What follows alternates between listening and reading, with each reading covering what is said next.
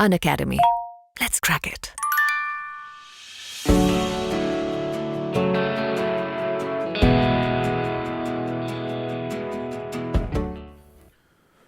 Hello everybody, my self doctor Omkar Nath, welcome in Unacademy platform. आज हमारे topic का विषय इंटरनेशनल रिलेशन, जीएस के पार्ट 3 का एक टॉपिक है। अभी रिसेंटली ये घटना घटी है, माफ़ करें, रिसेंटली यह ग्लोबल समिट हुआ है और उसमें ये सारी बातें हुई हैं। तो आज के हमारे क्लास का टॉपिक है G7। G7 क्या है, कैसे है, किस प्रकार की एक्टिविटी जो भी इंटरनेशनल मीडिया में उभर के आई, भारत का क्या स्टैंड है, इन सब की बात आज की हम अपने इस क्लास में करेंगे। ये भारत के एक प्रमुख अखबार में G7 के बारे में पूरा निकला है। 17 जून की घटना है। G7 क्या है, कैसे है। यूनाइटेड किंगडम के कॉर्नवॉल शहर में इसका सम्मेलन हुआ था और उसमें मीटिंग हुई थी, कई सारे मुद्दे उठे, भारत ने भी सहभागिता की, तो इसमें पूरी बात कही गई। इस आर्टिकल को देखिए, ये भी 17 जून का है 2021 का। इसमें G7 एजेंडा में क्या है एजेंडा और भारत के लिए इसका क्या महत्व है, इसके ऊपर फोकस किया गया। भारतीय प्रधानमंत्री ने जब इसमें सहभागिता की थी तो किन मुद्दों को उन्होंने उठाया या उन मुद्दों की अपनी क्या महत्ता थी, उसकी चर्चा की गई है। इसमें भी G7 के मीटिंग में जो क्लाइमेट एक्शन की बात कही गई है, क्लाइमेट चेंज के बारे में बात कही गई है, पर्यावरण के बारे में जो बात कही गई है, उसके ऊपर, उसके एजेंडे के ऊपर वार्ता हुई है कि G7 के जो सदस्य हैं वो एनवायरनमेंट जो चेंज हो रहा है, जो ग्लोबल वार्मिंग हो रही है और जो फ्यूचर का स्ट्रैटेजी है, प्लान है, उसके बारे में बातचीत हो रही है। फिर उसके बाद से देखिए कि G7 का जो एजेंडा है, लीडर्स का एक कॉमन एजेंडा होता है। एक होता है कि छोटे छोटे मुद्दों के ऊपर बातचीत होती है और दूसरा होता है कि किसी भी ऑर्गेनाइजेशन का कुछ कॉमन एजेंडा होता है, उनके ऊपर बातचीत की गई है और उनको क्लियर किया गया है। फिर उसके बाद से कि कोविड वैक्सीनेशन के टाइम पीरियड में WHO ने क्या इशू जारी किया, कि G7 का क्या एजेंडा है, खासकर कोविड वैक्सीनेशन को लेकर या कोविड-19 के इन्फेक्शन को या संक्रामक बीमारियों को रोकने के संदर्भ में G7 ने क्या इनिशिएटिव लिया है या WHO से क्या लिंक है। WHO ने उसको अपने वेबसाइट के ऊपर अपडेट किया कि क्या क्या हो सकता है, या जैसे दिख रहे हैं ये आंकड़ा 870 मिलियन डोज देने की बात कही गई है। आगे कुछ अन्य और भी चीज़ें हैं कि जैसे भारतीय प्रधानमंत्री ने जो बातें कही हैं, वो वर्ल्ड के अन्य और जो राष्ट्राध्यक्ष हैं या जो वर्ल्ड के अन्य नेशन ऑफ हेड हैं, उन्होंने अपना क्या रिएक्शन दिया है या उसके सिमिलरिटीज़, इसकी एक कंपेयर करके एनालिटिकल रिपोर्ट छापी गई है। मतलब विश्व के अन्य देशों के साथ भारतीय प्रधानमंत्री के वक्तव्यों को तुलनात्मक रूप से विवेचित कर रहा है यह आर्टिकल। उसके बाद से फिर उसके ऊपर बात आई है कि जो G7 की जो मीटिंग हुई है उसमें जो इशू है, जो मुद्दा है, वो है चीन का। चीन किस प्रकार क्या कर रहा है, कैसे कर रहा है। मतलब वर्ल्ड के सारे ताकतवर देश एक साथ बैठे हुए हैं और वो बातचीत कर रहे हैं किसी एक पर्टिकुलर देश के बारे में कि किस प्रकार उस देश ने इन सब की नींदें हराम कर रखी है या वर्ल्ड की सारी पॉलिटिक्स को उलझा करके रख दिया, उसके बारे में भी चर्चा हुई है। फिर भारतीय प्रधानमंत्री ने क्या कहा है, वन अर्थ वन हेल्थ, एक धरती एक स्वास्थ्य की बात कही है। तो इसका मतलब क्या होता है, इस बात की भी चर्चा हम लोग करेंगे। एक और भी है कि G7 के मुद्दे के ऊपर क्या हुआ, कैसे हुआ, अर्थात जो GS का 3rd पेपर है और उसमें जो इंटरनेशनल रिलेशन का टॉपिक है, उसमें इंटरनेशनल लेवल के जो भी ऑर्गेनाइजेशन होते हैं, सबमिट होते हैं और उनके जो इश्यूज होते हैं, उनको आज डिस्कस करने के क्रम में हम G7 की बात करेंगे। तो अखबारों के आर्टिकल को पढ़ना या उनको चर्चा करना इसलिए भी ज़रूरी है कि अखबार सारे व्यूज़ को कवर करते हैं और हमारे जो एग्जामिनेशन में आता है, कहीं ना कहीं इनके इसी व्यूज़ के ऊपर क्वेश्चन डिपेंड रहता है। मतलब टॉपिक एक है, क्वेश्चन के डायमेंशन बहुत सारे होते हैं। तो न्यूज़पेपर के आर्टिकल्स को कवरेज करने का मेन एम या मेन फोकस यही रहता है कि एक छोटे से टॉपिक के जितने भी संभावित डायमेंशन हैं, हम उनको कवर कर सके और उनको एक एनालिटिकल रूप में डेवलप कर सके और हमारे एग्जामिनेशन में क्या लिखना है, क्या बोलना है और क्या नहीं बोलना है, इन सब के बारे में हम एक ओवरव्यू अपना बना सके। तो डिस्कस करते हैं G7 के बारे में। अब G7 से जुड़े हुए टॉपिक्स को देखिए। इस नोट्स में हमने पीटी, मेंस, इंटरव्यू के लेवल पर जो भी सवाल बन सकते हैं, दूसरा जो भी टॉपिक बन सकते हैं उसे हमें कैसे पढ़ना है, हमने इसको यहाँ पे नोट डाउन किया। G7 जब बात की जाएगी पीटी लेवल की, मेंस लेवल की और इंटरव्यू लेवल की, तो पीटी लेवल में G7 क्या है वो जानना है। अभी G7 की जो कॉन्फ्रेंस हुई है वो कहाँ हुई है, चर्चा में आया इशू कौन सा है, मतलब इस बार जो अभी हम लोगों ने बातचीत की यूनाइटेड किंगडम के कॉर्नवॉल शहर में जो बैठक हुई उसमें क्या इश्यूज आए, ग्लोबल अप्रोच क्या है, मतलब वैश्विक दृष्टिकोण क्या है इसका, भारत का स्टैंड क्या रहा है, मतलब भारत सरकार या भारतीय प्रधानमंत्री ने किन किन मुद्दों के ऊपर बातचीत की, भारतीय प्रतिक्रिया क्या रही, मतलब वर्ल्ड के सारे ग्लोबल ऑर्गेनाइजेशन या उनके साथ साथ वर्ल्ड के सारे देशों की जो भी स्टैंड रहा उसके ऊपर भारत का क्या स्टैंड रहा, और कुछ अन्य और अनाउंसमेंट जो भी हुआ। तो ये सारी चीज़ें हैं वो आपको पीटी में पढ़ने हैं। अब बात करते हैं मेंस में। तो मेंस में जैसा कि हम हर बार आपको बोलते हैं, सबसे पहले आप डिसाइड कर लीजिए कि आपको लिखना क्या है, और दूसरा वर्ड लिमिट। जो सबसे ज़्यादा प्रॉब्लम आती है वो वर्ड लिमिट की आती है, खासकर हिंदी जाति के स्टूडेंट्स में ये सबसे ज़्यादा देखी जाती है कि उनको अपना राइटिंग मैनेजमेंट या वर्ड मैनेजमेंट उतना अच्छे ढंग से वो लोग पहले एक दो अटेम्प्ट में नहीं हो पाता है। तो एक तो G7 जानना है आपको 50 वर्ड्स में, मतलब 50 शब्दों में लिखना है G7 क्या है। दूसरा G7 की बैठक, अब चाहे वो जितने में हुई हो, या G7 और भारत, ये आपका 125 वर्ड में आपको तैयार करना हो, मतलब G7 की बैठक हुई और उसमें भारत का क्या रोल रहा, दो टॉपिक को रिलेट कर रहा है। जैसे ये G7 है तो इसमें कुछ नहीं लिखा है, 50 वर्ड्स हैं, या G7 का कॉन्फ्रेंस है इसमें भी कुछ नहीं लिखा, बट यहाँ पे दो कोरिलेशन है, G7 और भारत, ये 125 वर्ड में लिखना है। दूसरा है G7 सम्मेलन व वैश्विक परिदृश्य, ये 250 वर्ड्स में है, मतलब पूरे G सम्मेलन की जो भी मीटिंग हुई और जो भी ग्लोबल उससे जुड़े हुए कुछ भी जो चीज़ें हैं, आप फ्री हैं चीज़ों को लिखने के लिए, या G7 में भारतीय स्टैंड का परीक्षण करें, मतलब G7 की जो भी मीटिंग हुई और उसमें भारत के प्रधानमंत्री ने जो भी सहभागिता की और जो कुछ भी उन्होंने कहा उसका एनालिसिस करना है। ध्यान रखिएगा ये सारे टॉपिक्स जो हैं, अभी जो मैंने आपको न्यूज़पेपर के मेजर आर्टिकल्स दिखाएं, नेशनल और इंटरनेशनल लेवल में G7 को लेके किस प्रकार का चिंतन, किस प्रकार का एक एनालिटिकल व्यू उभरा, उसी के ऊपर आधारित है। और आपके IAS मेंस के पेपर में यही सारे सवाल आते हैं, जिसमें एक कैंडिडेट से थोड़ी बहुत उम्मीद की जाती है कि वो इन्हीं सारी बातों के ऊपर अपना विचार दे। इंटरव्यू के लेवल पर कुछ पूछा जा सकता है, इसकी चर्चा हम आगे करेंगे कि G7 के बारे में कुछ बताएं। ये इंटरव्यू के क्वेश्चन तभी पूछे जाएंगे जब उसके आगे और पहले उस बीच में आपका इंटरव्यू पड़ा।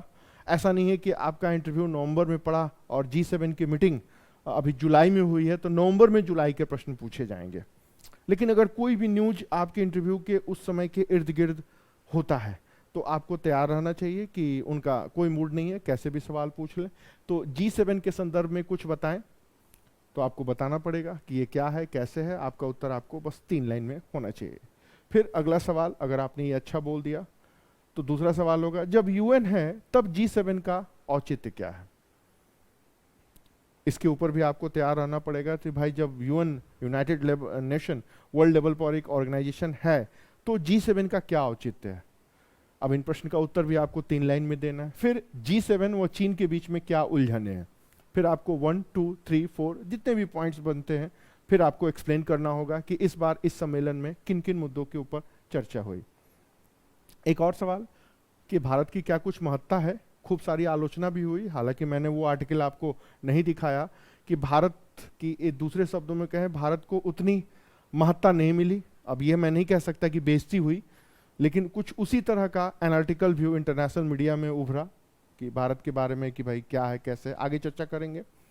एक और, क्या G7 सिर्फ पावर पॉलिटिक्स को दिखाता है कि वर्ल्ड के जो ताकतवर देश हैं वो एक साथ बैठ करके वर्ल्ड के सारे मसले को 3 दिन में 4 दिन में शॉर्ट आउट कर देते हैं, इसको बोला गया पावर पॉलिटिक्स, उससे रिलेटेड है।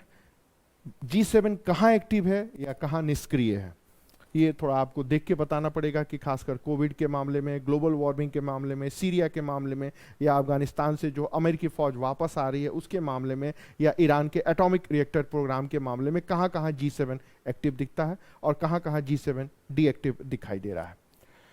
एक और भी आई कि G7 कुछ नहीं है, ये लॉबिस्ट ग्रुप, जो भी इंडस्ट्रियलिस्ट लॉबिस्ट हैं, लॉबिस्ट का मतलब होता है कि अपनी बात को प्रमाणित करने के लिए, अपनी बात को एक्टिव करने के लिए तरह तरह के हथकंडे अपनाए जाते हैं और लॉबिंग की जाती है, जिसमें एक वातावरण बन जाता है कि इसके बिना काम नहीं चलेगा। तो एक आर्टिकल में ये भी लिखा था कि G7 is nothing, it is the group of lobbyist, industrialist lobbyist. ये मतलब कुछ भी नहीं है, यह इंडस्ट्रियलिस्ट लॉबिस्ट का एक ग्रुप है या संगठन है या पर्दे के पीछे से चलने वाला एक समूह है। तो इतनी सारी चीजें हैं इंटरव्यू के लेवल पर। अगर एक बार आप इन सारे प्रश्नों के ऊपर सोच लेते हैं, अपना अप्रोच बना लेते हैं और इन सारे प्रश्नों को 3 लाइन में अगर आप डिस्कस कर लेते हैं, 2 से 3 से 4 लाइन एक बार, तो फिर इसी तरह की पर्सनालिटी आपको धीरे धीरे डेवलप करनी होगी हर टॉपिक के बारे में, कि मुझे क्या बोलना है और क्या नहीं बोलना है। इसमें से कोई ऐसा प्रश्न नहीं है जिसका उत्तर आपको लिखित रूप में कहीं मिले। आप जितने भी आर्टिकल पढ़ेंगे या फिर जिन चीज़ों को हम डिस्कस कर रहे हैं उसमें से आपको ये पॉइंट्स निकालने हैं और एक बहुत ही बैलेंस, सहज और सरल तरीके से उसको समझना भी है।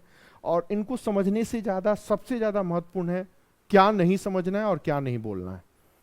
क्योंकि अगर आपने इंटरव्यू में कुछ बातें बोल दी या आपने मेंस एग्जाम में कुछ भी लिख दिया जो सच है, जो नहीं लिखना चाहिए, तो आपके नंबर कट जाएंगे। सच्चाई तो यह है कि चीन ने सबकी नींद हराम कर दी है। वर्ल्ड के सारे ताकतवर देश एक साथ बैठ के चीन के से निपट नहीं पा रहे हैं और भारत जैसे देश बलि के बकरे के रूप में वहां पर खड़े हैं। सच्चाई यही है। लेकिन इन सारी बातों को ना हम बोल सकते हैं, ना हम कहीं लिख सकते हैं और ना हम इंटरव्यू में अपने स्टेटमेंट में प्रयोग कर सकते हैं। आफ्टर ऑल आप सिस्टम का पार्ट बनने जा रहे हैं, तो आप सिस्टम को रिप्रेजेंटेड कर रहे हैं, तो आपका उत्तर भी भारत के सिस्टम या ब्यूरोक्रेट के अनुसार ही होना चाहिए। यही वो एडमिनिस्ट्रेटिव अप्रोच है जो कि एक कैंडिडेट की पर्सनालिटी में देखी जाती है। तो न्यूज़पेपर के आर्टिकल्स, सोशल मीडिया की खबरें, इंटरनेशनल लेवल के एनालिसिस एकदम अलग होते हैं और एक एडमिनिस्ट्रेटिव एग्जामिनेशन में क्या अप्रोच, क्या पर्सनालिटी की रिक्वायरमेंट होती है, वो एक रिक्वायरमेंट अलग है। तो अब इसके बारे में थोड़ा और डिटेल पढ़ते हैं। अब देखिए G7 क्या है कि विश्व के विकसित देशों का एक संगठन है। चर्चा में क्यों है? तो 47 कॉन्फ्रेंस हुआ कॉर्नवॉल, यूनाइटेड किंगडम में। विमर्श का विषय क्या रहा, मतलब किन किन मुद्दों के ऊपर बातचीत हुई? तो इसमें बातचीत हुई कि एंटी कोविड वैक्सीनेशन के बारे में, कि जो भी कोविड फैल रहा है उसको कैसे रोके और इसके असर को कैसे कम करें। दूसरा, चीन की भूमिका की जांच, मतलब इस पूरे संक्रामक बीमारी में चीन का क्या रोल है। WHO चुप्पी साधा रहा, वायरस कैसे जन्मा, कैसे नहीं जन्मा, WHO किस तरह निष्क्रिय रहा, WHO ने क्यों इमरजेंसी का अनाउंसमेंट नहीं किया, इनके बारे में है। तीसरा है चीन की आर्थिक नीति का पर चिंतन, चीन की इकोनॉमिक पॉलिसी पर आई कि किस प्रकार चीन छोटे छोटे वस्तुओं को बना करके उनके कॉस्ट को रिड्यूस करके डंप कर दे रहा है। मतलब एक तरह से चीन के सस्ते सामान दुनिया भर के बिजनेसमैन को या दुनिया भर के देशों के मैन्युफैक्चरिंग सेक्टर को बेचैन किए हुए हैं। भारत इसका खुद ही एक शिकार रहा है। फिर अगला है चीन में मानवाधिकार हनन पर चिंतन। उइगर मुस्लिम, जो सिकियांग प्रांत में उइगर मुस्लिम समूह है, चीन उनके साथ किस प्रकार के व्यवहार कर रहा है, ये सब आप और हम जानते हैं। तो चीन के ह्यूमन राइट एक्टिविटी के ऊपर भी चर्चा हुई। फिर कॉरपोरेट जो एक लॉ होता है उसमें कुछ चेंज की बात कही गई। एक शब्द है निगम कर या कॉरपोरेट टैक्स, उसको थोड़ा रिड्यूस करने की बात की गई। फिर ग्लोबल वार्मिंग से लड़ने के लिए अगले नेक्स्ट जनरेशन में किस प्रकार क्लीन एनर्जी या स्वच्छ ईंधन का प्रयोग किया जाएगा, उसके ऊपर भी चर्चा हुई कि कोयले का प्रयोग नहीं करना है या फिर अल्टरनेटिव एनर्जी रिसोर्स या वैकल्पिक ऊर्जा स्रोत को आइडेंटिफाई करना है या उनको प्रमोट करना है। फिर टैक्स हेवन की बात की गई। टैक्स हेवन क्या होता है कि एक देश टैक्स बचाने के लिए कई तरह के हथकंडे अपनाता है, तो इनको भी कंट्रोल करने की बात की गई। और लास्ट था अफगानिस्तान में लोकतंत्र की स्थापना, मतलब डेमोक्रेसी की स्थापना कैसे होगी, उसके ऊपर बात कही गई। या दूसरे शब्दों में कहें कि अमेरिका ससम्मान इज्जत बचा के अफगानिस्तान से कैसे वापस आए, इसके ऊपर बातचीत हुई। ईरान के ऊपर कोई बात नहीं हुई। इराक जल रहा है, उसके ऊपर कोई बात नहीं हो। सीरिया रासायनिक गैस से लोग मर रहे हैं उसके ऊपर भी कोई बात नहीं हुई, अन्य अफ्रीकी देशों में गृह युद्ध चल रहा है उसके ऊपर कोई बात नहीं हुई। तो इतनी सारी बातों में देखें तो चीन ही छाया हुआ है। बाकी कॉर्पोरेट लॉबिस्ट या कॉर्पोरेट माफ करें बाकी टैक्स हेवन का मुद्दा पहले भी चर्चे में था, अभी भी चर्चे में है। तो इस पूरे टॉपिक में देखें तो चीन की चौधराहट या चीन की इकोनॉमिक पॉलिसी, चीन की वायरस पॉलिसी, अब तो लोग वायरस पॉलिसी भी कह रहे हैं कि चीन की वायरस नीति क्या है। तो वायरस नीति मतलब कोविड को कैसे जन्म दिया और कोविड को कैसे फैलाया और वर्ल्ड के जितने ग्लोबल रिश्ते थे उसको तोड़ दिया या कमजोर किया या मोड़ दिया, तो इसको कहा जा रहा है चीन की वायरस पॉलिसी। खैर, तो इतने सारे मुद्दे थे जो विमर्श के मुद्दे के रूप में आए। अब इनकी जो बातचीत हुई उसका यूनाइटेड एक अनाउंसमेंट किया गया, इसको कहा गया कार्बिज वे एजेंडा या कार्बिज वे कम्युनिकेशन, मतलब एक संयुक्त घोषणा पत्र घोषित किया गया। विषय क्या था? B3W, build back better world, build back better world, ये एक अनाउंसमेंट किया गया। अब जैसे पूछते हैं कार्बिज वे एजेंडा क्या है, तो G7 की मीटिंग, या B3W किससे रिलेटेड है, तो कार्बिज वे एजेंडे से, या B3W किससे जुड़ा हुआ है, तो G7 के मीटिंग में हुए एक यूनाइटेड अनाउंसमेंट के डॉक्यूमेंट से जुड़ा है। तो इतनी सारी चीजें हैं जो आपको पीटी लेवल पर पढ़नी है। G7 क्या है, चर्चा में क्यों है, विमर्श का मुद्दा क्या रहा, अनाउंसमेंट क्या रहा और विषय क्या रहा। अब थोड़ा सा बैकग्राउंड बात करते हैं। G7 की स्थापना कब हुई, कैसे हुई, क्यों हुई और किस तरह। ये बात है सेकेंड वर्ल्ड वॉर के बाद से पॉलिसी शुरू हो रही है। सेकेंड वर्ल्ड वॉर के बाद जब एशिया और अफ्रीका जैसे कई सारे देश उद्भूत हुए, नए नए देश जन्मे, हालांकि हम लाखों साल से थे लेकिन वर्ल्ड में यही पढ़ाया जाता है कि भारत, पाकिस्तान और अफगानिस्तान जैसे देश नए जन्मे। नहीं, हम जन्मे नहीं, हम लाखों साल से हैं, बस वही बात बोल रहे हैं। तो जब ये सारे देश जन्मे तो इनको भूखे नंगे देश की श्रेणी में कहा गया। उस समय दुनिया दो हिस्सों में बटा पाया गया, एक तरफ अमेरिका था और दूसरी तरफ आज का रूस, उस समय का सोवियत संघ। इन दोनों के बीच में अक्सर द्वंद्व होता था, युद्ध तो नहीं होते थे लेकिन एक दूसरे को नीचा दिखाना, अपने आप को सही करना, दूसरे को विलन दिखाना या दूसरे की आइडियोलॉजी को गलत ठहराना, ये हर तरीके से होता था। इसी बीच ये दोनों देश, अमेरिका और सोवियत रूस, जिसको एक तरफ कैपिटलिस्ट कंट्री कहते थे और दूसरी तरफ रूस को कम्युनिज्म या कम्युनिस्ट कंट्री जो भी कह लिया, पूंजीवादी देश और साम्यवादी देश, ये लोग अपने अपने तरफ से हर तरह के हथकंडे को प्रयोग करके अपने ग्रुप में, अपने गोटी में, अपने गैंग में, अपने समूह में शामिल करने के लिए हर तरह से चीजों को प्रयोग करते हैं। इसमें एक शब्द आपने सुना होगा कि भारत जैसे विकासशील देशों ने इन्हीं ग्रुपबाजी से निकल करके एक तीसरी नीति को सूत्रपात किया, जिसको कहते हैं नॉन एग्रीमेंट मूवमेंट या फिर गुट निरपेक्ष आंदोलन। फिर उसके बाद धीरे धीरे अन्य और समस्याएं उभर के आई। एक समय 70 से 80 के दशक के उभर करके आया जब रूस की आर्थिक नाकाबंदी बढ़ती गई, माफ करें, सोवियत रूस की आर्थिक नाकाबंदी बढ़ती गई। पेट्रोलियम जो भी प्रोडक्शन करने वाले देश थे उन्होंने गैंग मिला के तेल के दाम को बढ़ा दिया, तो वर्ल्ड की इकोनॉमी हिल गई। उसी समय विश्व के विकसित देशों ने बैठ के कुछ आपस में डिसाइड किया कि ये यूएन वगैरह से कुछ होने वाला है नहीं, क्योंकि यूएन में जितने भी मैक्सिमम सदस्य हैं वो बस अपनी अपनी ढपली, अपना राग लेकर के बोलेंगे, कोई सहमति नहीं बन पाएगी। तो बस ये एक मीटिंग में बैठे और इन्होंने एक शब्द बना दिया। उसी समय G7 की स्थापना का एक बैकग्राउंड तैयार हुआ। टाइम पीरियड है 1975। एम था यूएसएसआर के विरुद्ध एकजुट होना, वैश्विक आर्थिक नाकाबंदी का सामना करना, ये एक एम रखा गया। अब इसकी बात की गई तो 1975 में इसके 6 देश सदस्य थे, 1976 में इसमें कनाडा शामिल हुआ और फिर 1998 में इसमें रशिया शामिल हुआ और 2014 में पुनः रशिया को बाहर कर दिया गया। तो पहले इसका नाम था G6, कनाडा के शामिल होने के बाद इसका नाम पड़ा G7, रशिया के शामिल होने के बाद इसका नाम पड़ा G8, फिर रशिया को जब बाहर कर दिया गया तो आज यह संस्था G7 के नाम से जानी जाती है। सदस्य देश में 6 देश कौन थे? America, Britain, France, Germany, Italy और जापान। नए सदस्य कौन हुए? तो 1976 में कनाडा, 1998 में रशिया।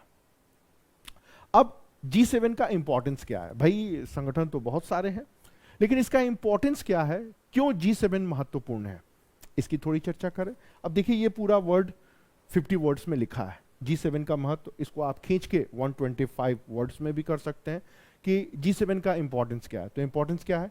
वर्ल्ड के सबसे डेवलप्ड देशों का एक यह ऑर्गेनाइजेशन है। सेकंड, टोटल नेट वेल्थ में 60% और ग्लोबल जीडीपी में 40% और ग्लोबल पॉपुलेशन का 10% यह ऑर्गेनाइजेशन अपने आप को रिप्रेजेंट करता है। कहने का मतलब है कि दुनिया में जितनी संपत्ति है उसका 60% अकेले ये, दूसरा पूरी दुनिया में जितना जीडीपी होता है उसका 40% ये, और विश्व की सिर्फ 10% आबादी। एक और आंकड़ा है जो मैंने यहाँ मेंशन नहीं किया, 98% दुनिया के ट्रेड को कंट्रोल करता है G7। ये बात नहीं कही गई है। एक दूसरे आर्टिकल में आया कि 98% दुनिया के बिजनेस को कंट्रोल करता है G7, चाहे डायरेक्ट चाहे इनडायरेक्ट। अब ये नहीं मैंने कहा है क्योंकि थोड़ा सा ज़्यादा हो जाएगा। ये बात नेशनल इंटरनेशनल न्यूज़पेपर में नहीं आई, लेकिन कोई अन्य और जो अल्टरनेटिव रिसोर्स हैं इंफॉर्मेशन के, ऑथेंटिक हैं, उन्होंने ये बात कही थी कि IMF इनके कब्जे में है, WTO वर्ल्ड ट्रेड ऑर्गेनाइजेशन के कब्जे में है, वर्ल्ड बैंक इनके कब्जे में है, और OECD organization of economic development और कॉरपोरेशन इनके कब्जे में है। पूरे वर्ल्ड की साइंस टेक्नोलॉजी को ये इनडायरेक्ट में कब्जे में लिए हुए हैं, और एक तरह से पूरे वर्ल्ड के ट्रेड को और माइंड को भी कंट्रोल ये कर रहे हैं।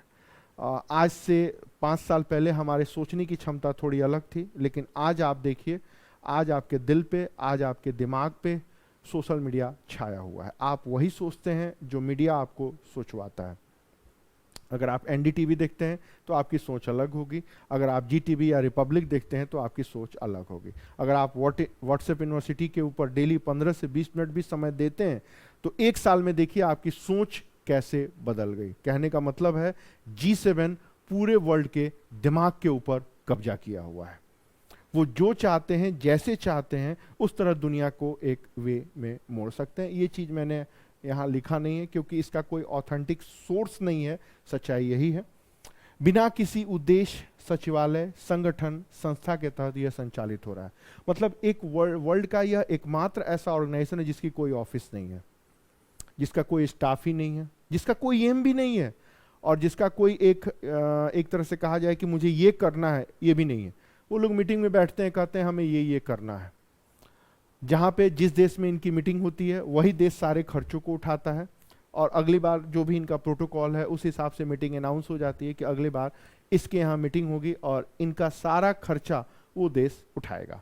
तो ये अपने आप में एक अद्भुत संगठन है। जैसे सार्क की एक ऑफिस है, UN का ऑफिस है, SCO का ऑफिस है, आसियान का ऑफिस है, लेकिन इनका कोई ऑफिस नहीं है, इनके कोई एम्प्लॉय नहीं है। कुल मिला के इसीलिए इसको पावर गेम कहा गया। यह एक एडवाइजरी बॉडी है, मतलब एक सलाहकारी विचार करने वाली संस्था जो सिर्फ मुद्दों पर विचार करेगी, या एक ग्रुप है, या इनके विषय को मानना या न मानना सदस्यों की इच्छा के ऊपर निर्भर करता है। मतलब एक बार जापान ने यह कहा तो जर्मनी की इच्छा के ऊपर है कि वो जापान की बात माने या इग्नोर कर दे, या अमेरिका ने यह कहा तो इंग्लैंड या ब्रिटेन और फ्रांस के ऊपर है कि वो उसको माने या इग्नोर कर दे। लेकिन चूंकि वर्ल्ड के सारे ताकतवर देश एक साथ बैठे हैं, एक कोई बात कहता है और दूसरा देश उसकी बात नहीं मानता है, तो उसकी ही फजीहत होगी कि देखो ये लोग आपस में ही कोऑर्डिनेट नहीं कर पा रहे हैं या इनका तालमेल नहीं बन पा रहा है। तो ऐसी परिस्थिति फिलहाल अभी तक तो बनती हुई दिखी नहीं है कि कोई एक देश कोई बात कह रहा है या काम कर रहा है तो दूसरा देश असहमत जरूर होता है, लेकिन उनकी बातों को टोटली खारिज या अस्वीकार नहीं करता। तो ये है G7 का इंपॉर्टेंस। आप चाहें तो इसको खींच करके 125 वर्ड्स में बोल सकते हैं, इसका यूटिलाइजेशन 50 वर्ड्स में भी हो सकता है, और ये आपके इंटरव्यू से ही ये 2-3 पॉइंट्स आप यहाँ निकाल के बोलेंगे कि ये ऐसे है, ऐसे है, ऐसे। इसको इसी हिसाब से मैंने तैयार ही किया है। अब G7 की बैकग्राउंड, अगर ये 125 वर्ड में आया तो आपको क्या लिखना है? सबसे पहले आप लिखेंगे विश्व के विकसित देशों का संगठन, पॉइंट 1 जो पहला इसका इंट्रो होगा। दूसरा, कब हुआ, कैसे हुआ? 1975 में एस्टैब्लिश्ड इस ऑर्गेनाइजेशन का मेन एम सोवियत रूस के विरुद्ध एक मोर्चा बनाना था। थर्ड पॉइंट, संस्था के तहत प्रारंभ में 6 विकसित देश शामिल थे, 1976 में कनाडा भी इसमें शामिल हुआ। नेक्स्ट पॉइंट, संस्था ने सोवियत रूस की आर्थिक नाकाबंदी, अरब देशों की तेल राजनीति पर अपना ध्यान फोकस किया। उसके बाद चलता रहा। 1990 में जब सोवियत रूस कोलैप्स हो गया या सोवियत संघ का जब पतन हो गया, तब शीत युद्ध समाप्त हुआ, तो G7 महज एक विचार या सलाहकारी संस्था के रूप में परिवर्तित होने लगा। पहले 1990 के पहले ये पूरा इनका ध्यान रशिया को कंट्रोल, माफ करें, 1990 के पहले इनका पूरा ध्यान सोवियत रूस को कंट्रोल करने, कमजोर करने, बेबस करने, लाचार करने, उसके कब्जे से निकलने, उसके प्रयास को सीमित करने, जो भी कह ले, तक सीमित था। लेकिन जब 1990 में रशिया डिक्लाइन हो गया या पतन हो गया या टूट के बिखर गया, तो अब इनकी समझ में नहीं आया कि हम क्या करें। तब इन्होंने अपना ध्यान फोकस किया दुनिया भर की समस्याओं के ऊपर। हम बात करेंगे, विचार करेंगे, सलाह देंगे। तो 1990 के बाद से G7 यू टर्न लिया और उन्होंने एक एडवाइजरी ग्रुप का रूप बना लिया। 1990 के पश्चात G7 यूएन के सामने एक अल्टरनेटिव ऑर्गेनाइजेशन के रूप में ओरिजिन होने लगा। मैंने कहा ना कि 1990 के बाद G7 पे जो एक चेंज आया है वो यही है कि वो संयुक्त राष्ट्र के पैरेलल अपने आप को डेवलप करने लगा। क्यों करने लगा? क्योंकि संयुक्त राष्ट्र में दुनिया भर के देश आते थे, अपनी अपनी बातें कहते थे। तो विकसित देशों को लगता था कि हम इनके भूखे नंगों के बीच में क्या बैठे, या विकसित देशों को लगता था कि हल्लेबाजी से कुछ नहीं होने वाला, या विकसित देश मिलके ही यूएन को कमजोर करके एक पैरेलल ऑर्गेनाइजेशन बनाने लगे। आप कुछ भी कह सकते हैं, लेकिन बेहतर होगा कि आप इस लाइन का प्रयोग करें, क्योंकि इंटरनेशनल लेवल के मैगजीन्स इसी लाइन का प्रयोग करते हैं। चाहे भारत में इंडियन एक्सप्रेस पढ़ लें, या हिंदू पढ़ लें, या वर्ल्ड लेवल की बीबीसी पढ़ लें, या टाइम मैगजीन पढ़ लें, सब में ले दे के यही पॉइंट्स आता है कि आफ्टर 1990 G7 यूएन के पैरेलल एक ओरिजिन होने लगा और उसका एक अल्टरनेटिव ऑर्गेनाइजेशन के रूप में खुद को प्रमोट करने लगा। फिर G7 वर्ल्ड के डेवलप्ड नेशंस का एक साथ बैठकर कोई भी ग्लोबल इशू पर विचार करना, प्रतिक्रिया देना, और ये सब चीजें होने लगी, जिससे कहीं ना कहीं यूएन कमजोर दिखने लगा। अब चाहे तो आप ये कह सकते हैं कि यूएन को ये लोग धुआं धुआं उड़ा दिए, नहीं, इस तरह के किसी भी स्टेटमेंट को नहीं लिखना। खासकर हिंदी के अखबार में तो यही लिख रहे हैं कि G7 ने यूएन को निचोड़ डाला या धकिया दिया। इस तरह के कोई स्टेटमेंट का प्रयोग आप अपने आंसर में नहीं करेंगे। G7 ने वर्ल्ड के डेवलप्ड देशों को एक साथ लेकर के ग्लोबल इश्यूज के ऊपर अपने स्टेटमेंट देने लगे, और इससे एक तरह से यूएन की अवधारणा या यूएन की संकल्पना या यूएन का इंपॉर्टेंस थोड़ा सा रिड्यूस होने लगा। फिर देखिए 1997-1998 के आसपास रूस में परमाणु रिएक्टर में कोई दुर्घटना घट गई, बहुत सारे लोग मारे गए। इतिहास में यह घटना चेरनोबिल परमाणु डिजास्टर के नाम से जानी जाती है। अब रूस इनका परंपरागत दुश्मन, लेकिन G7 के देशों ने थोड़ी उदारता दिखाते हुए इस समस्या से लड़ने के लिए $300 मिलियन की मदद की पेशकश की, या एक तरह से कहा जाए रूस से इन्होंने दोस्ती करने का भी प्रयास किया कि अब इनका ध्यान कुछ अन्य उभर के आए। कारण क्या है कि 1990 के बाद से अफगानिस्तान या इस्लामिक देशों में जो उभार आने लगा, इन लोगों को लगने लगा कि रूस तो खत्म हो गया, अब नए नए दुश्मन बनने लगे हैं। सद्दाम हुसैन इराक के, लीबिया के कर्नल गद्दाफी, ईरान का एक नया उभर करके आया, और सबसे ज्यादा अफगानिस्तान तालिबान का एक नया गढ़ बनने लगा। तो इन्होंने रूस से दोस्ती करना ही बेहतर समझा, रूस से दोस्ती भी हुई। उसके बाद G7 ने थोड़ा सा हम जैसे जो नए नए गरीब देश थे उन लोगों को भी अनुदान देने लगा। किसमें? संक्रामक रोग कंट्रोल में, एड्स में, TB control, AIDS control, malaria control, green energy के लिए रिसर्च में, क्लाइमेट चेंज के ऊपर, ये सब जितने जो समस्याएं थी उनके ऊपर ये लोग थोड़ा सा अनुदान, ग्रांट, पैसा देने लगे। 1998 में रूस को भी शामिल कर लिया गया, तब इसका नाम G7 से G8 हो गया। 2014 तक यही सीन रहा, लेकिन रशिया इस बीच काफी पुनः आक्रामक होने लगा, खासकर व्लादिमीर पुतिन के बाद। रशिया का जब हम लोग हिस्ट्री और प्रेजेंट पढ़ेंगे तो उसमें पुतिन का एक रोल 1990 से लेकर अब तक क्या रहा, कैसे रहा, थोड़े उनके फोटोज भी देखेंगे, उनके ऊपर बने हुए कार्टून, जोक्स और वीडियो गेम्स के ऊपर भी थोड़ा सा डिस्कशन करेंगे।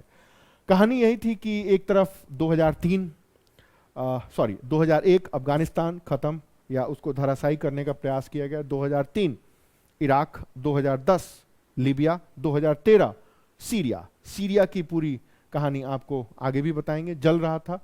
लेकिन उसी समय यूक्रेन और रूस का कुछ डिबेट चल रहा था। सीधी सी बात कहें कि रूस और यूक्रेन के बीच में बिल्कुल संबंध उसी तरह है जिस तरह भारत और पाकिस्तान के बीच में है। ये जो स्थिति आज भारत की कश्मीर की है वही स्थिति क्रीमिया की थी। तो रूस ने कहा कि भाई ये हमारा है, और उसने यूक्रेन में घुस के यूक्रेन को पीछे खदेड़ते हुए क्रीमिया को लपेट लिया। दुनिया भर के देश देखते रह गए। ये रूस का एक नया ताकतवर स्वरूप भी था, भारत जैसे देशों की चुनौती भी थी कि कल को पाकिस्तान भारत में घुस के या कश्मीर को जिस तरह कब्जे में ले कि भाई यहाँ भी हमारे धर्म के लोग, वहाँ भी धर्म के लोग, इसलिए हमारा है। तो बहुत सारी बात आई कि कश्मीर की स्थिति क्रिमिया से अलग है या क्रिमिया की स्थिति कश्मीर से अलग है, लेकिन देखा जाए तो कोई खास अंतर दिखा नहीं। तो इस स्थिति के बाद रशिया को G8 से बाहर कर दिया गया। आज G7 वैश्विक देशों का एक शक्तिशाली, सबसे प्रभावशाली के साथ यूएन को कमजोर कर दुनिया को प्रभावित करने वाली संस्था के रूप में हमारे सामने खड़ा है। तो ये है एक तरह से कहा जाए 125 वर्ड में मैंने G7 के बैकग्राउंड को दिखाया है, या G7 पर कोई भी सवाल आए 125 वर्ड में तो ये आपके 12 से 13 पॉइंट्स आप इसमें मेंशन कर सकते हैं। अब आते हैं सेकंड पॉइंट में कि हमारी क्या महत्ता है या भारत की क्या महत्ता है। भारत कई वार्ताओं में शामिल, इसके पहले हमारे पूर्व प्रधानमंत्री मनमोहन सिंह 5 बार इस में सहभागिता कर चुके हैं। मनमोहन सिंह के बारे में कुछ भी कहने की आवश्यकता नहीं है, आप सभी जानते हैं उनके बारे में। आफ्टर ऑल वो हमारे प्रधानमंत्री रहे, तो हमारे या हमारी वार्ताएं या हमारी संवेदना, हमारे शब्द कभी भी उनके प्रति नकारात्मक, तो कम से कम ब्यूरोक्रेसी में जब तक आप शामिल हो जाते हैं तब के बाद भी, IAS अधिकारी बन जाएगी के बाद भी आप किसी भी भारतीय प्रधानमंत्री के बारे में कुछ नहीं बोलेंगे, न कुछ नहीं लिखेंगे, भले आप सोच सकते हैं। तो पूर्व प्रधानमंत्री 5 बार शामिल रहे, वहां भी मुद्दों को उठाते रहे। 2019 में फ्रांसीसी राष्ट्रपति द्वारा भारत को एक सद्भावना पार्टनर, भागीदार के रूप में शामिल किया गया। ये बहुत बड़े सम्मान की बात थी, क्योंकि अभी तक हम पिछले सीट पर बैठते थे। तो भाई अगर मीटिंग हो रही है, कोई पिछले सीट पर बैठा है, तो आप सहज ही अनुमान लगा सकते हैं कि किसकी बात सुनी जा रही है और कौन सिर्फ मुंह ताक रहा है या ऑब्जर्वर देश के दर्जे पर है। 2021 सम्मेलन में भारत द्वारा जलवायु परिवर्तन, जैव विविधता, बायोडायवर्सिटी, महासागर समेत डिजिटल परिवर्तन पर स्टेटमेंट देते हुए एक पृथ्वी एक स्वास्थ्य की संकल्पना रखी गई, मतलब 1 अर्थ 1 हेल्थ। इसमें मैंने प्रधानमंत्री का नाम नहीं लिया है, नाम लेने की आवश्यकता भी नहीं है। जब भी आप इंटरनेशनल लेवल के किसी भी क्वेश्चन को डिस्कस करें तो आप ये ना कहें कि मोदी जी ने ये कहा या प्रधानमंत्री मोदी ने ये कहा। नो, आपका स्टेटमेंट होना चाहिए कि भारत के द्वारा इन इन मुद्दों के ऊपर अपना विचार दिया गया। जितने भी नेशनल इंटरनेशनल लेवल के आर्टिकल्स को पढ़ेंगे तो उसमें प्रधानमंत्री का, राष्ट्रपति का, किसी लीडर का नाम कम रहता है। वो जिस ऑर्गेनाइजेशन को रिप्रेजेंट करते हैं, जिस नेशन को रिप्रेजेंट करते हैं, उनका नाम होता है। तो यहां भी वही लिया गया।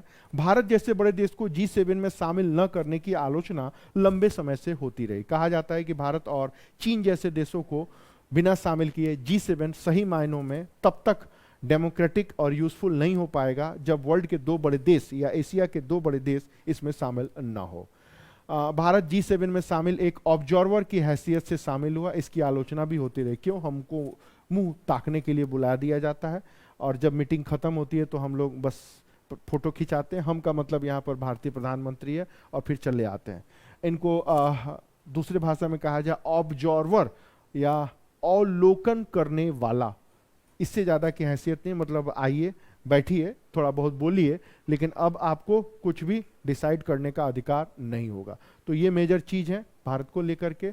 भारत की आलोचना क्यों होती है? भारत की कम GDP का होना, मानव विकास सूचकांक में निम्न स्तर, भारत की गरीबी, भारत की बेरोजगारी, भारत की दयनीय शिक्षा और शिक्षण संस्थाएं, कमजोर स्वास्थ्य ढांचा जैसे विषय को लेकर G7 में शामिल करने पर आलोचना देखी जा सकती है।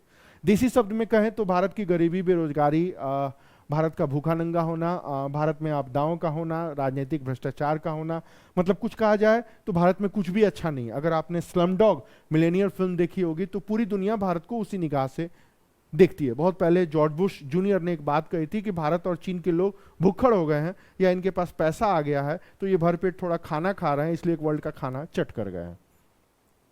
अन्य कई भी बातें हैं।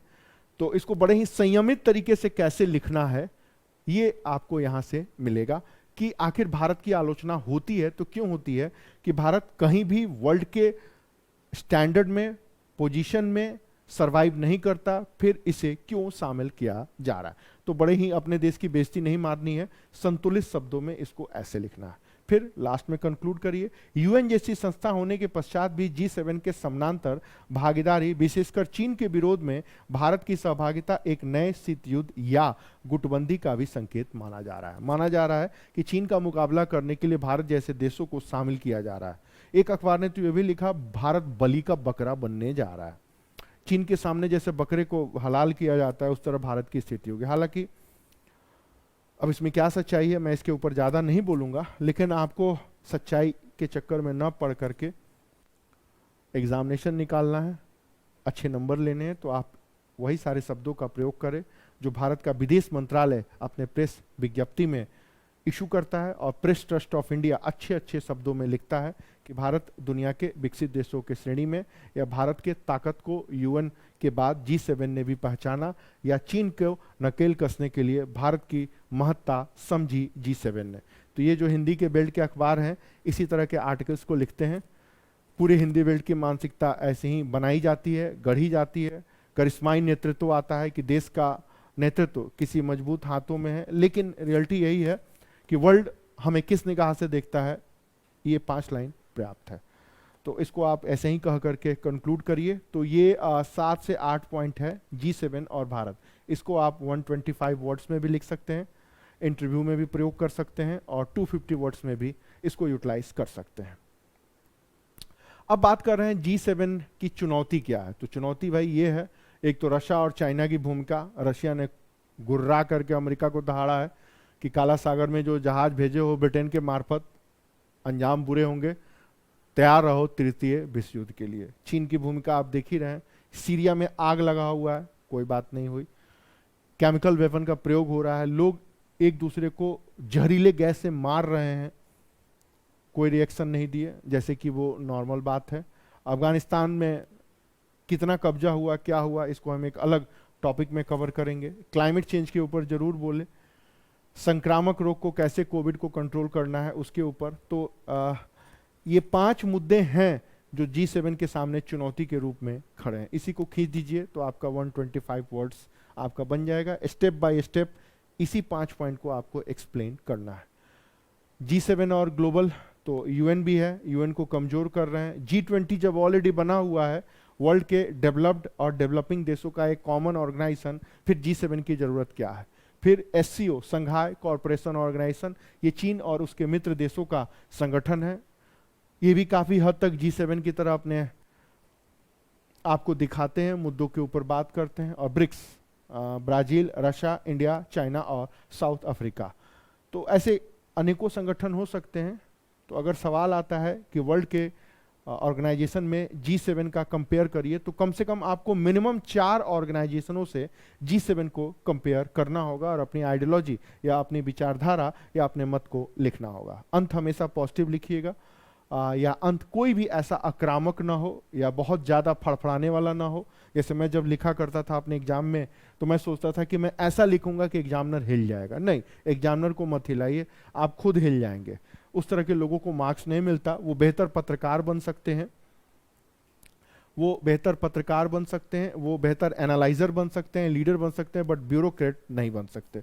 तो ये 4 मेजर ऑर्गेनाइजेशन है, इनको ही आपको कंपेयर करना है या इनसे ही G7 को कंपेयर करके स्टेटमेंट देने हैं। फिर G7 की ग्लोबल भूमिका क्या है, तो विकासशील देशों को शामिल करें, चीन के ऊपर कंट्रोल करें, कोविड जैसे संक्रामक बीमारी के ऊपर कमांड हासिल करें, और जो भी इंटरनेशनल टेरर और एक्टिविटी हैं उसके ऊपर कंट्रोल कर लें। बाकी होगा नहीं, आपको यही 4 चीज़ें हैं, क्योंकि दुनिया में अगर अशांति है तभी अमेरिका में शांति है। ये बात एक वर्ल्ड के सबसे बड़े डिप्लोमेट ने कही थी कि पूरी दुनिया बेचैन है तभी अमेरिका शांत है, अगर पूरी दुनिया में शांति होगी तो अमेरिका में क्रांति होगी। ये 2 स्टेटमेंट याद रखिएगा। तो वर्ल्ड में जहाँ कहीं भी कहा जाता है बवाल, हमारे उत्तर प्रदेश या हिंदी जाति में एक शब्द है बवाल हो गया, तो ये बवाल को जन्म देने में अमेरिका काफ़ी हद तक एक्टिव है। वर्ल्ड में कहीं भी कोई भी डिस्प्यूट होता है तो इनमें इनका नाम जरूर आता है, चाहे वो डायरेक्ट में, चाहे वो इनडायरेक्ट में, चाहे वो न्यूज़ के कवर करने का नज़रिया हो या वो। तो डिस्प्यूट उतना अच्छा ना लगे, लेकिन बवाल शब्द आपको याद होगा। तो वर्ल्ड में कहीं भी डिस्प्यूट होता है तो उसमें अमेरिका की भूमिका इनडायरेक्ट और डायरेक्ट देखी जा सकती है। G7 और भारत क्यों जरूरी है भारत का शामिल होना? तो भाई दक्षिण एशिया में बैलेंस रहेगा, चीन को बैलेंस करने के लिए, चीन के ऊपर कंट्रोल कर सकते हैं। ये भारत की आर्थिक बढ़ती महत्ता का द्योतक है। थोड़ा सा पढ़िए और इसको हंसिए, लेकिन आपको उत्तर में यही लिखना है क्योंकि भारत के विदेश मंत्रालय ने इसी तरह का स्टेटमेंट दिया है। तो भैया अगर ब्यूरोक्रेसी का हिस्सा बनना है, आईएएस के ढांचे में फिट होना है, तो आपको ये तीसरा स्टेटमेंट देना होगा। चौथा, भारत की वैश्विक भूमिका का आगाज है, मतलब अब भारत तैयार है ग्लोबल की लीडरशिप का नेतृत्व करने के लिए। एक कहावत है, हमारी दादी अम्मा कहती थी, घर में नहीं है दाने, अम्मा चली भुनाने। तो घर की समस्या का तो शॉर्ट आउट कर नहीं पा रहे हैं हमारे प्रधानमंत्री जी, या जो भी कह ले, तो ग्लोबल भूमिका निभाएंगे। लेकिन आपको यही कहना पड़ेगा कि भारत वर्ल्ड के लीडरशिप में अपना रोल प्ले करने के लिए काफी हद तक आगे खड़ा है। अगला देखिए, विश्व में विकासशील देशों का नेतृत्वकर्ता के रूप में भारत का उदय, मतलब जितने भी डेवलपिंग कंट्री है उसके लीडर में। हालांकि पाकिस्तान हमारी बात नहीं मानता, जानते हैं जन्मजात दुश्मन है। श्रीलंका देख रहे हैं, छोटा सा पिद्दी सा देश है नेपाल, वो भी आंख गुरेड़ रहा है। म्यांमार भी हमारी बात नहीं सुनता, अब तो मालदीव भी चिघाड़ रहा है। तो अब कैसे विकासशील देशों में भारत का नेतृत्व होगा, या मोदी मैजिक चलेगा या नहीं चलेगा, वो आप सोचते रहिए। लेकिन जब एग्जाम में आ जाए कि G7 में भारत का क्या रोल है, तो यही आपको 5-6 पॉइंट्स आपको एक्सप्लेन करना होगा। या आपने ये बात नहीं लिखी तो हो सकता है आपके नंबर कट जाए। तो अपना बेहतर भविष्य बनाने के लिए आप रट्टू तोते की तरह वही बात बोले जो भारत का विदेश मंत्रालय कहता है। तो ये कुछ पॉइंट्स हैं जो आपको मेंस में लिखने होंगे। अब बात करते हैं एग्जामिनेशन के सबसे टफ स्टेज का। मेंस उतना टफ नहीं है, तो पीटी में कैसे सवाल बनेंगे? पीटी का पहला, इसमें हमने एग्जाम के हर स्टेप को डिस्कस किया, मतलब एकदम इजी सवाल, थोड़ा उससे स्टैंडर्ड, फिर थोड़ा उससे स्टैंडर्ड, और फिर एकदम स्टैंडर्ड। तो अगर इस आप टॉपिक को देखेंगे तो पहला सवाल कोई भी होगा, G7 क्या है? तो इसके ऑप्शन को पढ़े। ये वर्ल्ड के विकासशील देशों का संगठन है, या यूएन की एक संस्था है जिसमें विकसित देश शामिल हैं, या वर्ल्ड के विकसित देशों का एक संगठन है, या विश्व के विकसित और विकासशील देशों का एक संयुक्त सलाहकारी संगठन है? तो अगर आपका कॉन्सेप्ट क्लियर नहीं है तो आप सोचेंगे इसमें भारत भी है तो ये होगा ये होगा। नहीं, ये विश्व के विकसित देशों का संगठन है। हालांकि इसमें विकासशील आए हैं बट वो मेंबर नहीं है, तो उत्तर इसका सी होगा। सेकंड पॉइंट, G7 के स्टेटमेंट के ऊपर विचार दें। यह यूएन का एक भाग है, तो भैया नहीं है। यह IMF, WTO, कोप के प्रस्ताव की चर्चा करता है, तो ये करता है। इसकी चर्चा सदस्य देशों का मानना बाध्यकारी है, तो कोई बाध्यकारी नहीं है। इसका कार्यालय वॉशिंगटन में है, तो इसका कार्यालय कहीं नहीं है। तो सवाल जो भी बनते हैं वो इसी तरह बनते हैं। उनका मेन एम होता है कि बच्चे के अंडरस्टैंडिंग को चेक करना। तो इस सब में देखिए यूएन का भाग नहीं है। IMF, WTO, कोप के प्रस्ताव की चर्चा ये नहीं करते हैं। इसकी चर्चा सदस्य देशों को मानना बाध्यकारी है, तो ये भी बाध्यकारी नहीं है। इसका कार्यालय वॉशिंगटन में है, तो इसका कार्यालय वॉशिंगटन में। तो एक तरह से आपको लगेगा कि इसमें क्या सही है क्या गलत, तो सिर्फ आप दूसरे स्टेटमेंट को देखिए। तो ये चर्चा करते हैं, लेकिन सिर्फ चर्चा करते हैं, उसके ऊपर कोई खास एक्शन नहीं लेते हैं। तो जब चारों उत्तर सिमिलर दिखने लगे, एक समान दिखने लगे, तब ये आपके ऊपर निर्भर करता है कि इसमें से कौन सबसे ज्यादा सटीक बैठता है। तो ये 3 स्टेटमेंट A, C और D तीनों गलत हैं। B वाला कुछ हद तक सही है, तो टिक लगेगा B पर। अब तीसरा क्वेश्चन देखिए, यूएन से जुड़े संस्थाओं पर विचार करें। इसमें से कौन सी संस्था यूएन से जुड़ा है, ये भी पूछ लेते हैं। तो भैया G7 यूएन से पार्ट नहीं है, G20 भी यूएन का पार्ट नहीं है, IPCC जरूर यूएन का पार्ट है। SCO संघाई कॉर्पोरेशन ऑर्गेनाइजेशन भी यूएन से नहीं जुड़ा, ग्रुप 20 भी नहीं जुड़ा, और IPCC inter panel of climate change, मतलब ग्लोबल वार्मिंग से जुड़े हुए मुद्दे को कंट्रोल करने के लिए बना यह संगठन है। तो ये तीसरा क्वेश्चन है। चौथे क्वेश्चन को देखें, G7 का सम्मेलन हुआ, नॉर्मल सवाल है, कॉर्नवॉल 2021। हो सकता है यहां आपको महीना भी दे दे, तो आपको जुलाई पता होना चाहिए। फिर कार्बिज घोषणा पत्र या कार्बिज एजेंडा किससे संबंधित है? तो भाई G7 से। एक ही चीज को अलग अलग वे में कहा कि पढ़ने के बाद अगर क्वेश्चन को सॉल्व कर लेते हैं तो फिर वो बातें दिमाग में बैठती हैं। अब ये रूस क्रमशः G7 का सदस्य बना, और कब बहिष्कृत हुआ, या अब ये हम नहीं लिख सकते कब उसको खदेड़ दिया गया, निकाल दिया गया, भगा दिया गया या दुत्कार दिया गया, ये शब्द का प्रयोग नहीं कर सकते, हमें बोलना होगा बहिष्कृत किया गया। तो अब इसमें से आपको डेट याद रखना पड़ेगा, ये एक डेट है 1998 में यह शामिल हुआ और 2014 में इसको बाहर किया गया।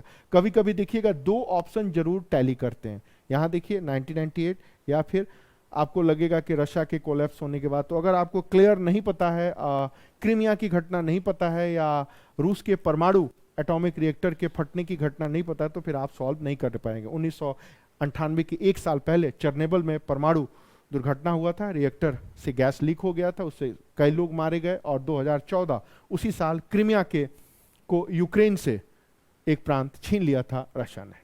अब नेक्स्ट एक ये सवाल आ चुका है, देखिए बड़ा कॉम्प्लिकेटेड सवाल है, इनमें से कौन सा समूह G7 का सदस्य नहीं है? तो भैया इटली है, जापान है, स्पेन नहीं है, तो ये गलत। इटली है, रशिया है, सऊदी अरब, तो इटली भी था, रशिया भी था, सऊदी अरब नहीं है। रूस, दक्षिण कोरिया और चीन, तो रशिया शामिल था, कोरिया और चीन नहीं था। भारत, जापान और ऑस्ट्रेलिया, तो इसमें जापान था, भारत और ऑस्ट्रेलिया नहीं था। अब बताइए कि इसमें क्या होगा? हालांकि ये सवाल यूपीपीसीएस में आया हुआ है, सारे ऑप्शन गलत हैं, लेकिन जब इस तरह की कोई चीज आती है तो हम देखते हैं कि सबसे ज्यादा सही कौन सा ऑप्शन है। तो आप देखिए ऑस्ट्रेलिया गलत, चीन हो ही नहीं सकता, सऊदी अरब हो ही नहीं सकता। अब या तो उत्तर ये ए होगा या बी होगा।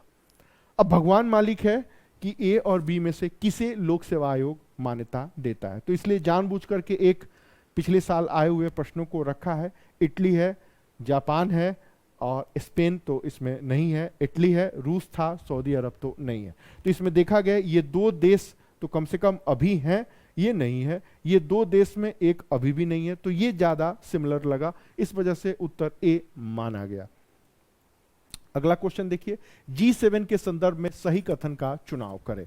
आईएएस का जो सबसे टफेस्ट सेक्शन शुरू हो रहा है वो यही है, यह विश्व के विकसित व विकासशील देशों का एक मंच है, तो नहीं है, यह वर्ल्ड के सिर्फ ताकतवर देशों का एक संगठन है, तो पहला गलत। दूसरा, यह यूएन का एक भाग है व इसके रिपोर्ट को मानना सदस्य देशों के लिए अनिवार्य है, नहीं है। अमेरिका ने जो कहा वो ब्रिटेन माने, जर्मनी माने, ये उनके ऊपर निर्भर करता है मानो या न मानो, तो दूसरा भी गलत। तीसरा, भारत, चीन इसके ऑब्जर्वर श्रेणी के सदस्य रूप में शामिल नए देश हैं, चीन को भी शामिल किया गया बट चीन गया नहीं, तो ये सही है। चौथा है, यह एक सलाहकारी संस्था है जिसका कोई निश्चित उद्देश्य नहीं है, यह भी सही है। तो अब देखिए कई बार स्टेटमेंट यहां कुछ और होता है, लेकिन आपको इसके हिसाब से इसका उत्तर देना होता है। अब देखिए सही कूट है 1, 2 और 3, तो 1, 2 गलत है। सिर्फ 4 और 3 ये दोनों सही दिख रहा है। सभी कथन सही है तो सही कथन सही नहीं है, सभी गलत हैं तो सभी गलत नहीं है, सिर्फ 4 ये भी है। तो अब देखिए यहां 4 भी दिया है, 4 और 3 भी दिया है, तो इसमें आपको डाउट है, लेकिन यहां पर कोई डाउट नहीं है, तो इसका उत्तर 4 भी हो सकता है और इसका उत्तर 4 और 3, मतलब इसका उत्तर बी भी होगा और ई भी होगा। ये मैंने जानबूझ करके डाला है कि एक बार बीपीएससी में इस प्रकार के कंफ्यूजन वाले सवाल आ गए, तो हम लोगों ने उस साल सिर्फ 4 उत्तर मारा, लेकिन जब आयोग ने उत्तर दिया तो बी उत्तर दिया, तो दिमाग ठनक गया, तो पता लगा कि भारत और चीन को ऑब्जर्वर का स्टेटस दिया गया है। तो उत्तर इसका मेरे अनुसार या गवर्नमेंट के डॉक्यूमेंट के अनुसार, न्यूज़पेपर के अनुसार बी होना चाहिए, लेकिन बिहार लोक सेवा आयोग के अनुसार या उत्तर प्रदेश लोक के अनुसार ई है। तो अब इस तरह के प्रश्न अक्सर डिस्प्यूट क्रिएट कर देते हैं और आयोग सिर्फ उत्तर जारी करता है, स्पष्टीकरण अपना दे पाने में असमर्थ होता है। लगभग हर साल 8 से 10 प्रश्न इसी तरह के डिस्प्यूट क्रिएट करते हैं। 9वां क्वेश्चन देखिए, इस बार के से करंट अफेयर से लिया हुआ है कि G7 47th कॉन्फ्रेंस में कौन सा इशू है जो इसमें शामिल नहीं रहा। ध्यान रखिए, कोविड वैक्सीनेशन रहा है, क्लीन एनर्जी यूटिलाइजेशन रहा है, WHO में चीन की भूमिका रही है, टैक्स हेवन रहा है, नहीं रहा है तो ईरान का एटॉमिक रिएक्टर। ट्रंप जी के जाने के बाद जो बाइडेन ने लगभग ईरान के एटॉमिक कार्यक्रम को लटका के रखा है, चुप्पी साधा हुआ है, या अभी सिर्फ अफगानिस्तान के ऊपर ध्यान फोकस है कि किस प्रकार अफगानिस्तान से भाग लिया जाए या ससम्मान वापस लिया जाए, ईरान को पुचकारा जाए, तब तक जानबूझ के इन्होंने ईरान के ऊपर बात नहीं की। तो ध्यान से देखिएगा, बहुत गहराई से प्रश्न आते हैं आईएएस में, कोई सवाल नॉर्मल नहीं होता, लेकिन आप स्टेप बाय स्टेप सारे सवाल को डिस्कस करेंगे तो एक भी सवाल ऐसा नहीं है जो बने ना। फिर 10वें क्वेश्चन को देखिए, बहुत ज़्यादा टफ लिया गया है कि 47वें G7 सम्मेलन में चर्चित विषयों के संदर्भ में सही कथन का चुनाव करें। अब देखिए, विकासशील देशों के लिए इतने मिलियन टीका देने का वादा किया गया तो दिया गया है। स्वच्छ ईंधन के प्रयोग के लिए इतने रकम देने की बात की गई है, कही गई है। टैक्स हेवन पर चर्चा करते हुए इसको रिड्यूस करने की बात कही गई है तो कही गई है। स्वच्छ ऊर्जा प्रयोग, सतत विकास व जैव विविधता संरक्षण व अन्य चर्चित मुद्दे भी हैं जिनके ऊपर बातचीत हुई है तो कही गई। ये देखिए, ये चारों स्टेटमेंट सही है।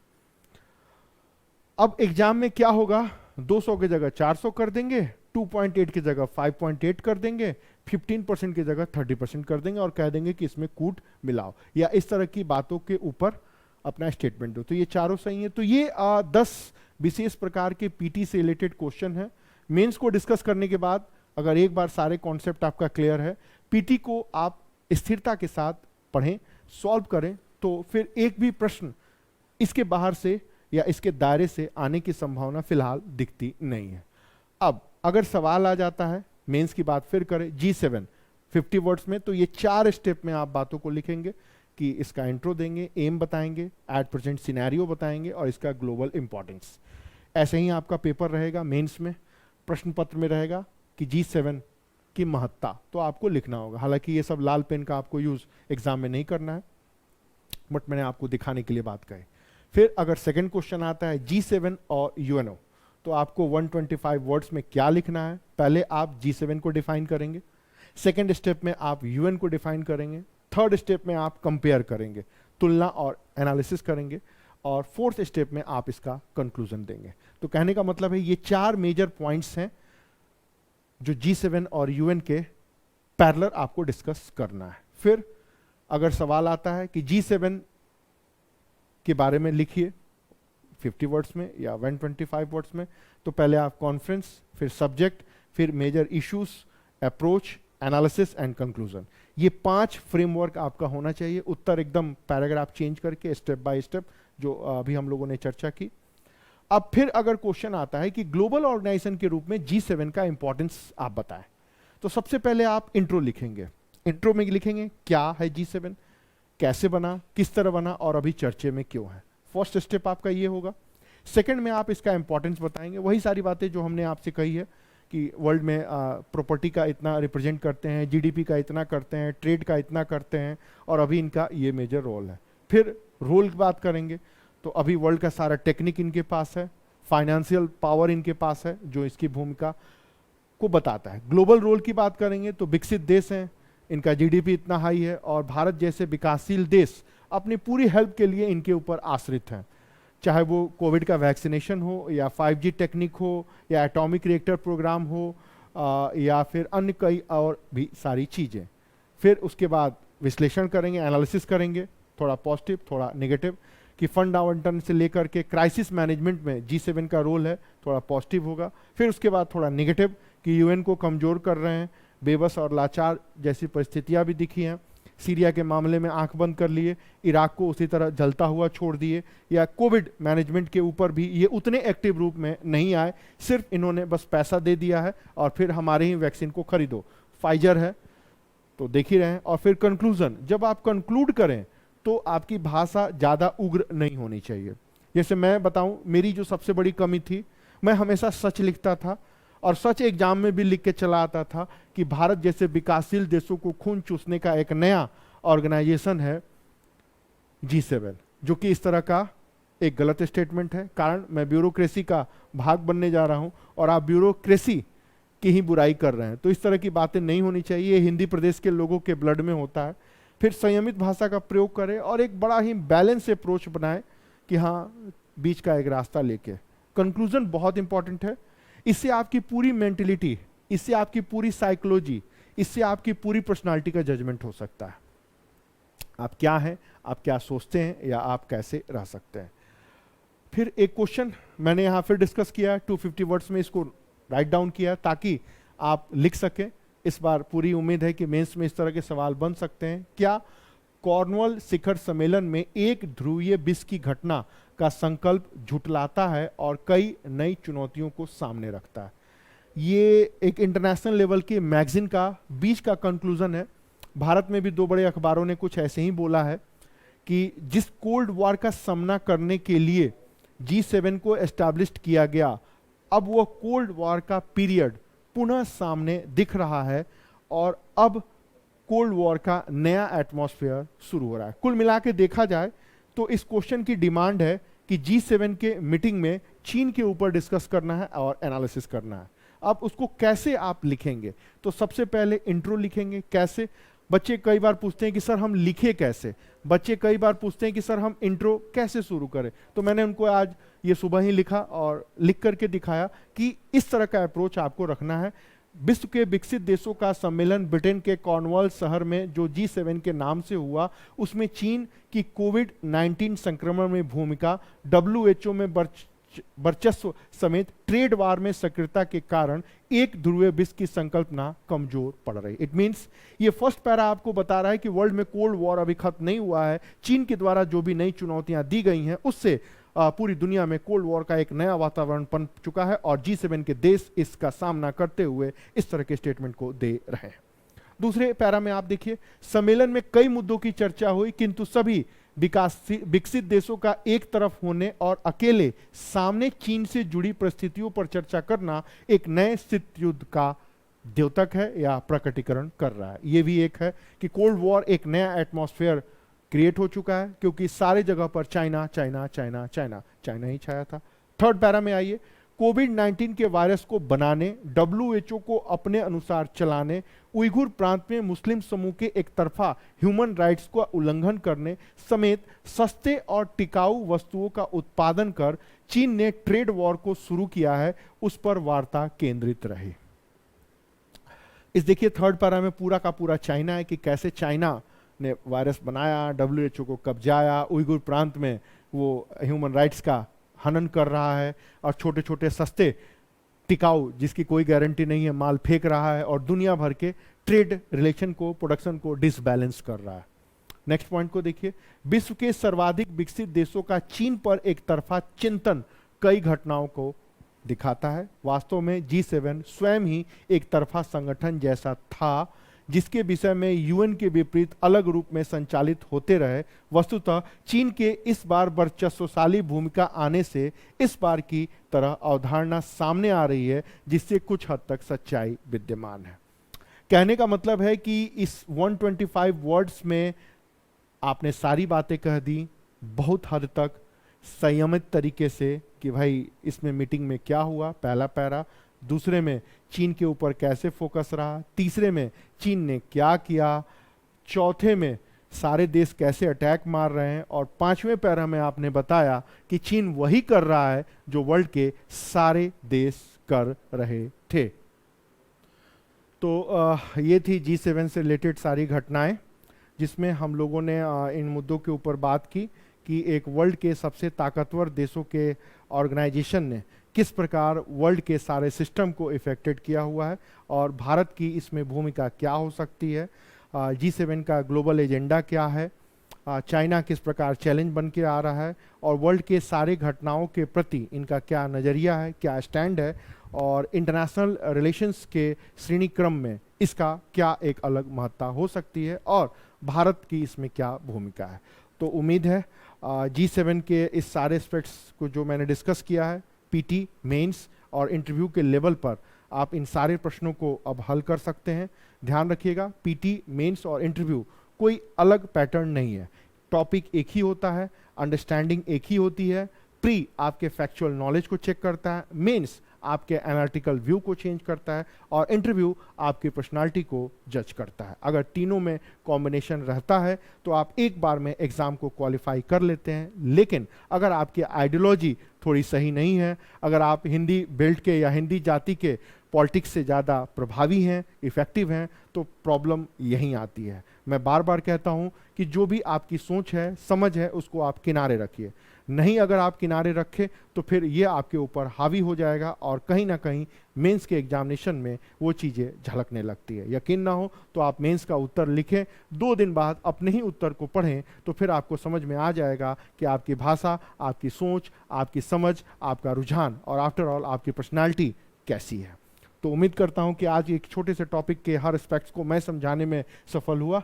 अगले फिर किसी क्लास में हम जीएस के किसी एक नए करंट अफेयर्स के टॉपिक्स को इसी तरह को रिलेट करते हुए जीएस से उसके एग्ज़ाम के हर स्टेप की चर्चा करेंगे। Okay, thank you.